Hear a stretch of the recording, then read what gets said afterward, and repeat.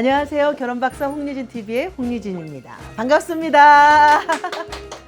오늘의 주제는 40대의 재혼 시 유의할 점으로 시작하겠습니다.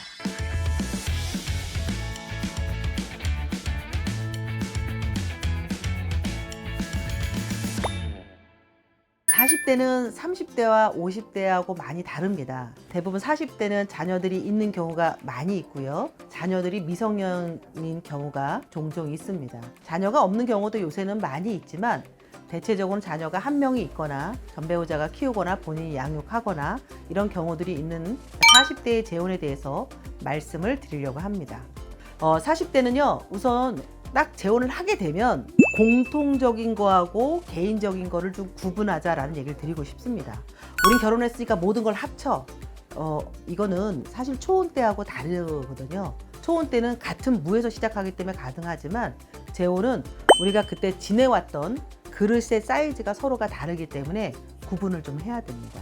그래서 저축이라든가 생활비라든가 경조사비라든가 뭐 이런 부분, 그다음에 자녀 양육 이런 부분에 있어서 우리가 같이 해야 되는 거고 아닌 거하고 구분을 하셔야 서로가 신뢰, 저는 공감을 더 받을 수 있다고 생각이 듭니다.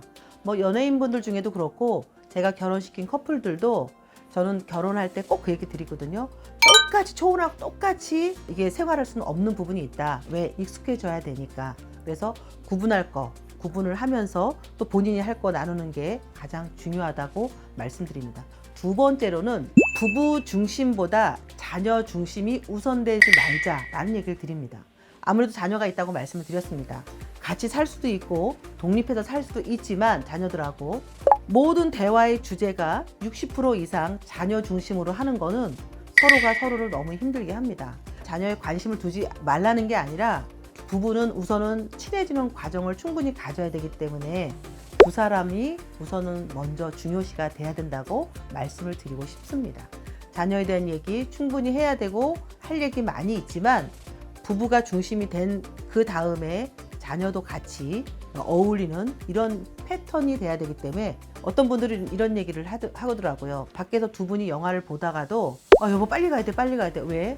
집에 있는 우리 애가 지금 학원 끝나고 가야 되는데 빨리 가야 돼. 막 이러면서 지금 모처럼 보는 영화조차도 뭐 진짜 이렇게 만도 하기 전에 집으로 쫓아오는 이런 경우들이 종종 있기 때문에 그렇습니다. 자, 그리고 세 번째로는 자녀의 양육은 내가 하는 게 아니라 공동의 양육입니다. 어떤 분들은 당신은 아이를 안 키워서 몰라 하면서 내가 모든 것을 책임지려고 하는 분들이 있고 또 반대로 아이를 내가 이렇게 내가 저 사람 애를 어떻게 해야 하지? 막 이러면서 마치 모든 어떤 상황을 자기가 다 해야 되는 것처럼 말씀드리지만 부부 공동으로 한다는 것을 잊지 말아 주시기 바랍니다.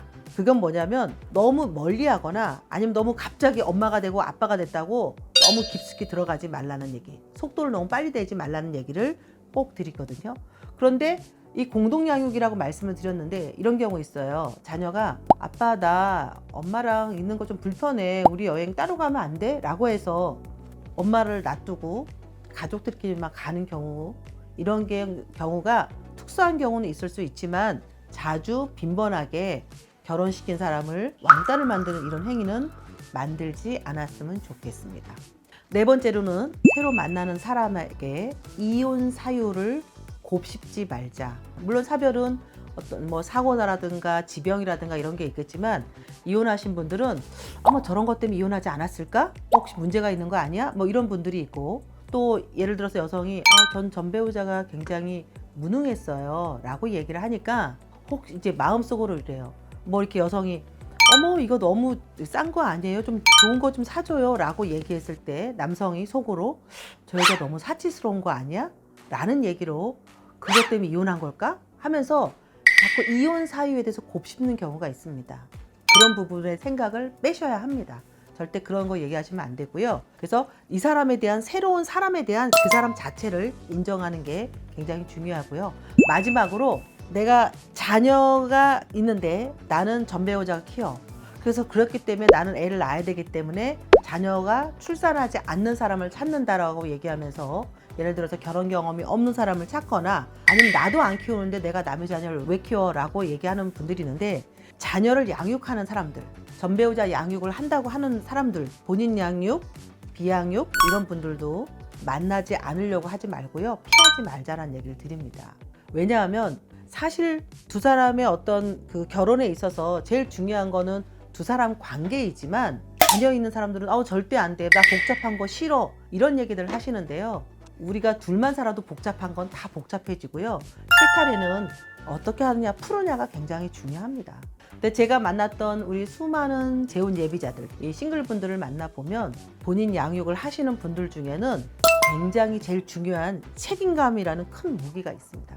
그분들은 아이를 키우고 성장시키고 뭐 결혼시키고 이런 부분도 있기 때문에, 아이가 지금 미성년이든 성년이든 아이를 이렇게 맡은 사람들에 대해서 아이가 있으면 무조건 싫어 이렇게 하지 말고요, 마음을 좀 열어보시고 만남을 해보시고 그 사람의 매력을 찾아본 다음에 결정을 해도 늦지 않는다고 말씀드립니다.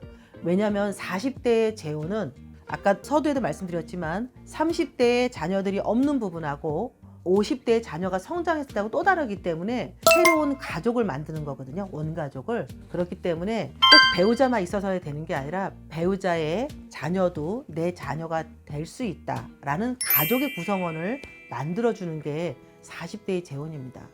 만남을 해보고 연애를 해보고 했는데도 불구하고 나하고 어떤 코드가 안 맞거나 가치관이 안 맞아서 헤어지는 거지, 그 사람 자체를 미는 거는 저는 이게 좋은 재혼은 안 된다라는 얘기 드립니다. 그러니까 여러분이 마음을 좀 열고, 어차피 재혼의 대상은 소원보다 10분의 1입니다. 그 점을 명심하셔가지고 우리 40대의 재혼에 있어서는 조금 안정되고 편안한 재혼을 원하시지 않겠습니까? 그런 걸 원하신다면 오늘 유의할 점 잘 지켜보시고 잘 새겨가지고 싱글이신 분들 우리 좋은 쪽 만나도록 결혼박사 홍유진TV도 같이 응원하겠습니다.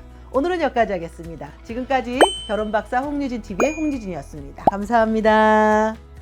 구독, 좋아요.